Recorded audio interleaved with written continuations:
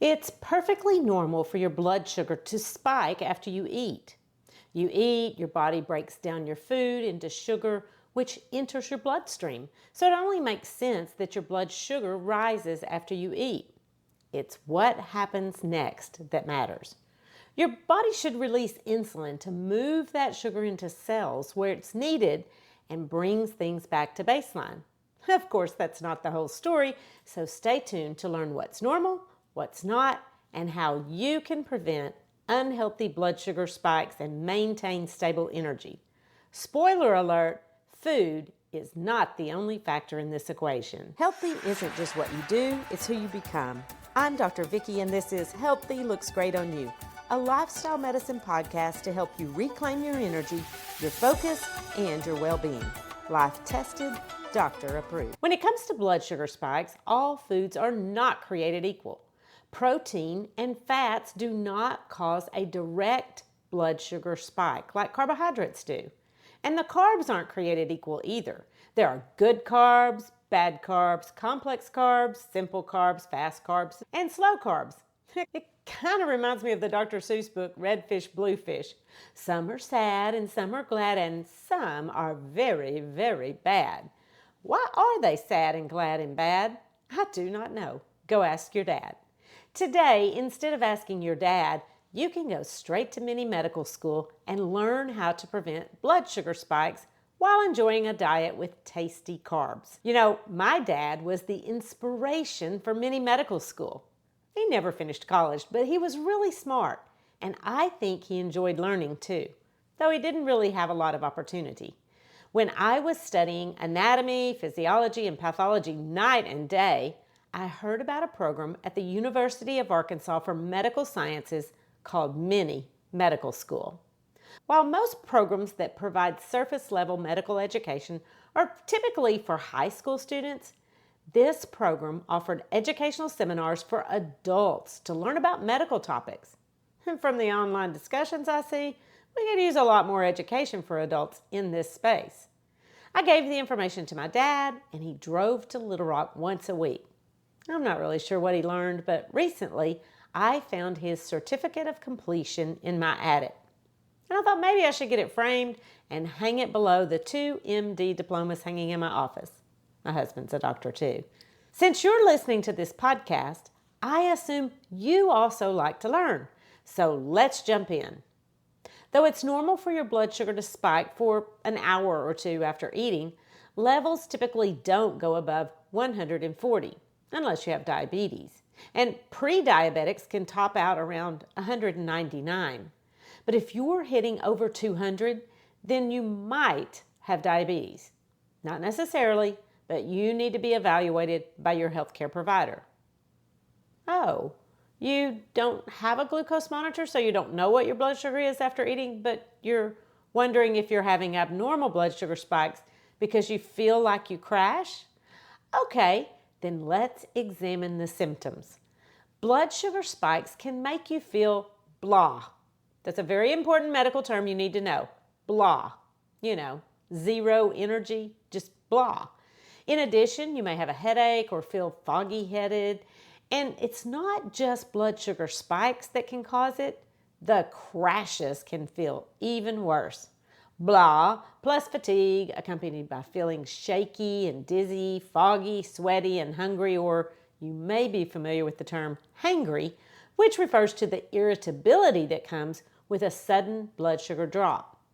And the number that it drops to might not even be abnormal, but the speed in which it gets there can produce the same symptoms as if your blood sugar had dropped below normal, which is around 70.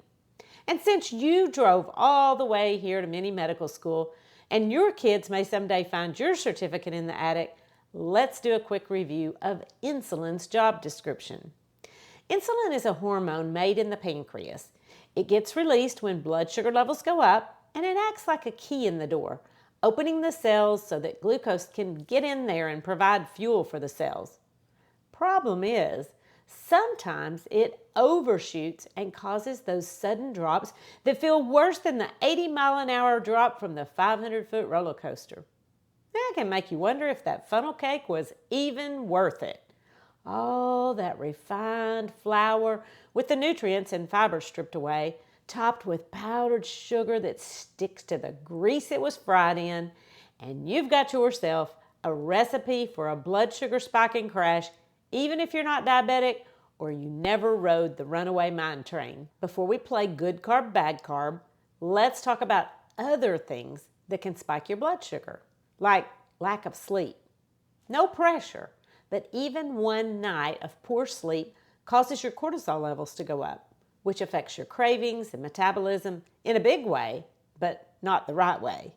It triggers the liver to add to the glucose load already in your bloodstream. Plus, insulin doesn't work as well because the cells don't respond as easily. It's like there's a do not disturb sign on the door and the lock is a little stuck. That makes the sugar in your bloodstream linger a little longer. You don't sleep and you wake up tired, so you drink an extra cup of coffee and boom, caffeine causes adrenaline levels to go up, which also reduces insulin sensitivity and increases the release of glucose from the liver. Geez, this is getting worse by the minute. Adding a little cream or sugar to your coffee is like adding kerosene to a campfire, and blood sugar levels continue to rise. Now, let me just stop and say, if you know me at all, you know I love my coffee.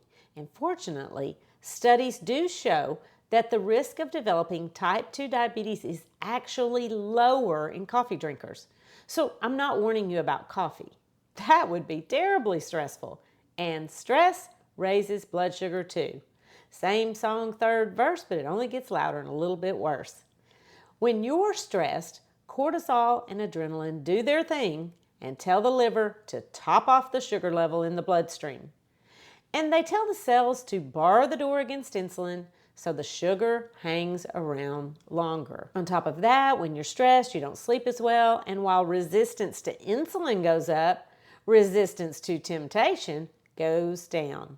Whatever your vice, more sweets, saturated fats, or alcohol, giving in only perpetuates the cycle. In other words, the bad carb's going to be calling your name. But do carbs really deserve their reputation as bad? Well, some do and some don't.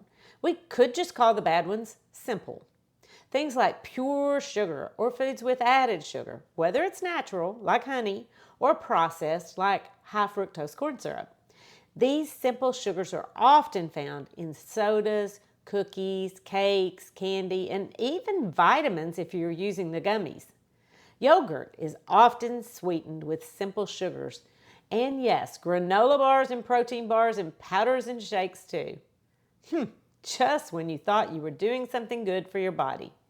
But it's not just the sweets, it's also refined grains, where the fiber and nutrients have been stripped away.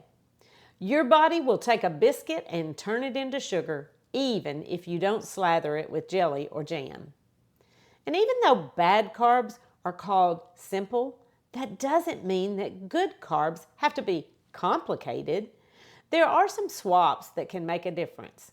For example, you could eat a complex carb that comes from whole wheat bread or pasta instead of enriched wheat. But not multigrain, that's a marketing buzzword, and it doesn't mean it's whole grain. One way to make a difference is to skip drinking fruit juice, which is full of sugar, but unlike whole fruit, it doesn't have the fiber. And depending on your soda of choice, you could be drinking 36 to 46 grams of sugar in one can. And goodness, if you're drinking a 20-ounce bottle, you're getting up to 77 grams, which is the equivalent of 20 teaspoons of sugar, more than 3 times the 6 teaspoon a day limit recommended for women. So next time you reach for a soda, think about how fast those numbers add up, and your body may ask for water instead. Now personally, I don't like plain water, so I drink sparkling water with flavor.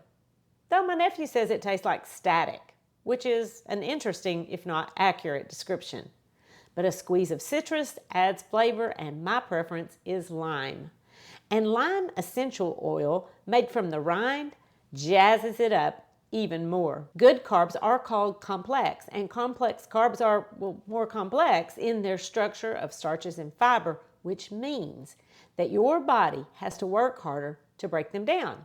So instead of cranking out a burst of sugar, it's a more steady, even keel flow. And that allows your metabolism to keep up and maintain steady levels of sugar in the bloodstream, and therefore stable energy levels.